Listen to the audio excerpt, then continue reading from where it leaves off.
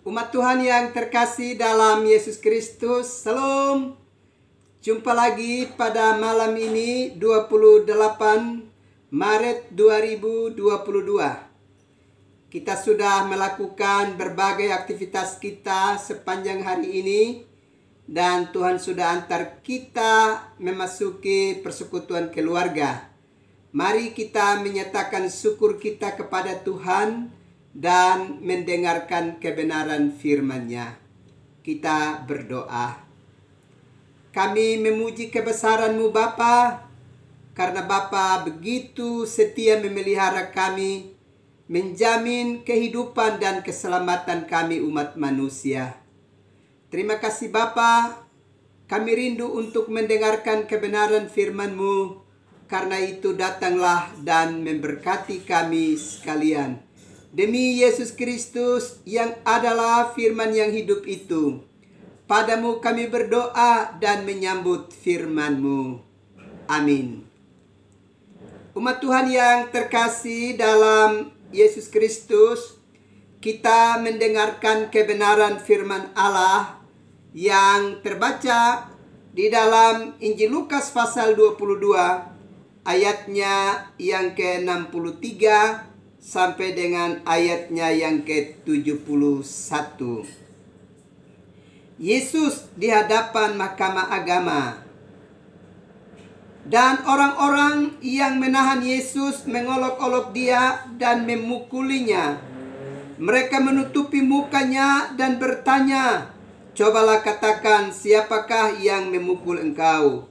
Dan banyak lagi hujat yang diucapkan mereka kepadanya. Dan setelah hari siang berkumpullah sidang para tua-tua bangsa Yahudi dan imam-imam kepala dan ahli-ahli Taurat. Lalu mereka menghadapkan Dia ke mahkamah agama mereka. Katanya, "Jikalau engkau adalah Mesias, katakanlah kepada kami." Jawab Yesus, "Sekalipun aku mengatakannya kepadamu, namun kamu tidak akan percaya. Dan sekalipun aku bertanya sesuatu kepada kamu, namun kamu tidak akan menjawab. Mulai sekarang anak manusia sudah duduk di sebelah kanan Allah yang Maha Kuasa." Kata mereka semua, "Kalau begitu engkau ini adalah anak Allah." Jawab Yesus, "Kamu sendiri mengatakan bahwa akulah anak Allah." Lalu kata mereka, "Untuk apa kita perlu kesaksian lagi? Kita ini telah mendengarnya dari mulutnya sendiri."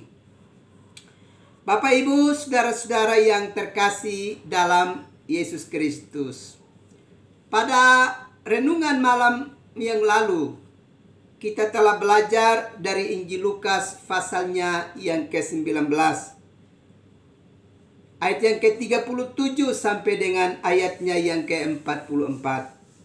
Dan kita sudah dapat melihat bahwa ternyata Yerusalem, kota yang adalah kota damai itu, ternyata dipenuhi dengan banyak tindakan kejahatan. Berbagai tindakan yang dilakukan sangat bertentangan dengan nama kota itu, Yerusalem, Shalom, yang berarti damai. Itulah sebabnya ketika Yesus memasuki kota itu untuk saatnya yang terakhir, Dia mengendarai seekor keledai. Sebagai tanda Dia memasuki kota itu dalam suasana yang damai. Bapak, Ibu, saudara-saudara yang terkasih di dalam Yesus Kristus, malam ini kita punya kesempatan untuk belajar dari Injil Lukas pasal 22 ayat yang ke-63 sampai dengan ayatnya yang ke-71. Teks ini menggambarkan kepada kita bagaimana proses peradilan yang dialami oleh Yesus, yang dimulai dari penangkapan, kemudian diperhadapkan kepada mahkamah agama, lalu diperhadapkan kepada penguasa Romawi, Pilatus dan Herodes pada waktu itu. Dan ternyata prosesnya begitu singkat. Dan akhirnya keputusan akhir yang dinyatakan adalah Yesus harus disalibkan. Bapak, Ibu, saudara-saudara yang terkasih di dalam Yesus Kristus.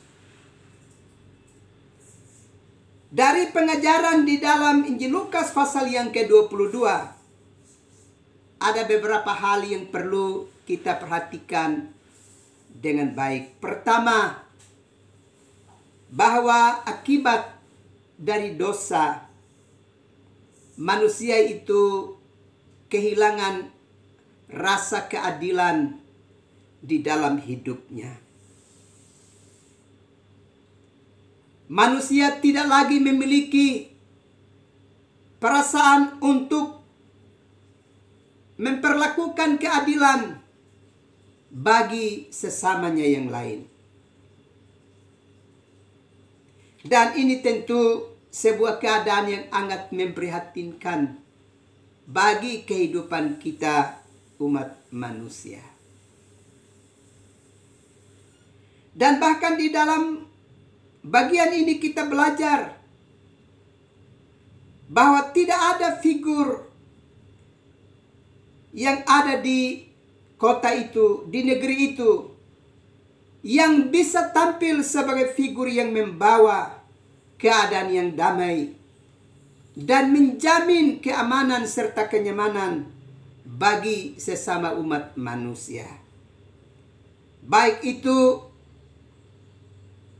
mereka yang bekerja di lembaga keagamaan maupun mereka yang bekerja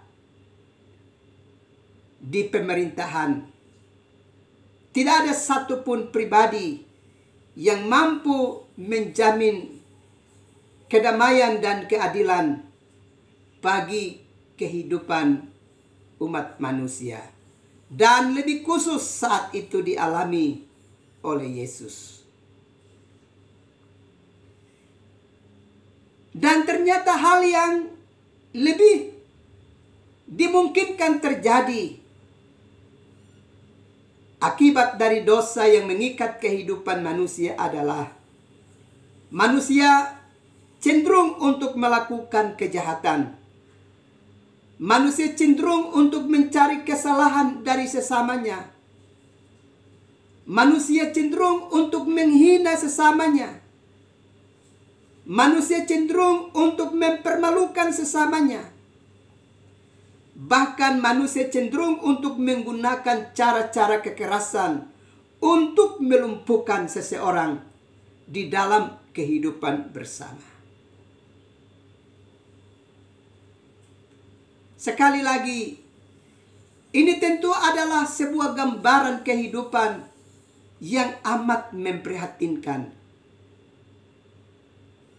Dan jika gambaran kehidupan seperti ini terus mewarnai kehidupan dunia ini, maka ada begitu banyak orang yang akan menjadi korban dan yang akan terus mengalami penderitaan dari waktu ke waktu. Karena itu Bapak Ibu saudara-saudara yang terkasih di dalam Yesus Kristus, kalau kita belajar dari proses peradilan yang dialami oleh Yesus dalam bagian kitab suci ini, Yesus sedang mengajarkan kepada kita bahwa sebagai umat yang percaya, jangan pernah mudah terpancing. Jangan pernah kita bersikap berdasarkan kejahatan yang dilakukan oleh orang lain terhadap diri kita. Kita mesti dengan tenang menghadapi seluruh proses kehidupan yang tengah kita hadapi di dalam kehidupan ini. Apa yang dilakukan oleh Yesus dalam proses peradilan, dengan tidak melakukan perlawanan, dengan tidak memberontak, dan tidak melakukan tindakan-tindakan yang keji lainnya, sesungguhnya Yesus sedang mengajarkan kepada kita bahwa untuk memutuskan mata rantai kejahatan, mata rantai kebencian, mata rantai untuk saling mempermalukan satu dengan yang lain, mata rantai untuk mencari kesalahan dari sesama yang lain, itu hanya bisa dapat diputuskan manakala seseorang menjadi pribadi yang tenang dalam menghadapi segala proses kehidupan di dalam dunia ini. Itu yang sedang dilakukan oleh Yesus melalui bagian kitab suci yang kita belajar malam ini. Memang sungguh tidak mudah untuk menjalani proses kehidupan sebagaimana yang ditunjukkan oleh Yesus dalam proses peradilan yang dia hadapi. Tetapi inilah yang telah Yesus tunjukkan sebagai sebuah teladan bagi kehidupan kita sebagai umat manusia untuk hari ini. Dan bagaimanapun juga kita mesti belajar untuk meneladani sikap Yesus dalam menghadapi proses kehidupan, sebagaimana yang dia tampilkan melalui proses peradilan dalam bagian kitab suci yang kita renungkan pada malam ini. Bapak, Ibu, saudara-saudara yang terkasih di dalam Yesus Kristus, bukan tidak mungkin di dalam hari-hari hidup kita pun akan berhadapan dengan banyak kesulitan, banyak tantangan. Kita juga akan berhadapan dengan perilaku-perilaku yang tidak begitu menyenangkan kehidupan kita. Bagian kitab suci ini mengajarkan kepada kita untuk kita tidak segera memberikan respons balik, apalagi membalas kejahatan dengan kejahatan. Sebab jika itu yang kita lakukan, maka itu akan menambah kerumitan kehidupan ini, dan kita tidak pernah akan mengalami suasana damai di dalam kehidupan bersama. Karena itu, mari kita belajar dari apa yang sedang ditunjukkan oleh Yesus melalui pergumulan yang dihadapi dalam proses peradilan ini.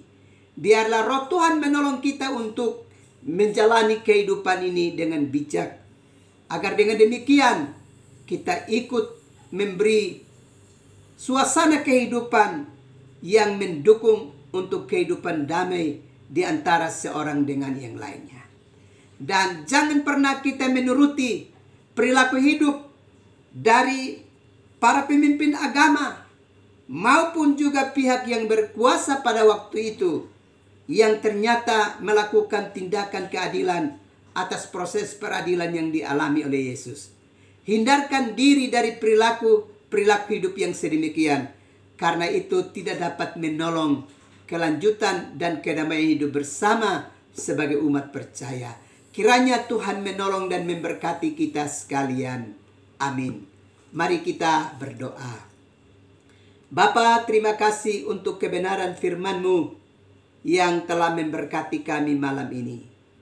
Kami merasa tidak mampu menjalani contoh kehidupan yang dipraktikkan oleh Yesus dalam proses peradilan melalui bacaan kitab suci yang sudah diperdengarkan kepada kami. Kami mohon kepadamu, perlengkapi kami dengan kuasa dan hikmat-Mu, supaya kami juga berjuang untuk memutuskan rantai kejahatan dalam kehidupan bersama, melalui sikap dan teladan hidup yang telah ditunjukkan oleh Yesus kepada kami melalui perenungan malam ini. Terima kasih Bapa, malam sudah menjadi bahagian buat kami.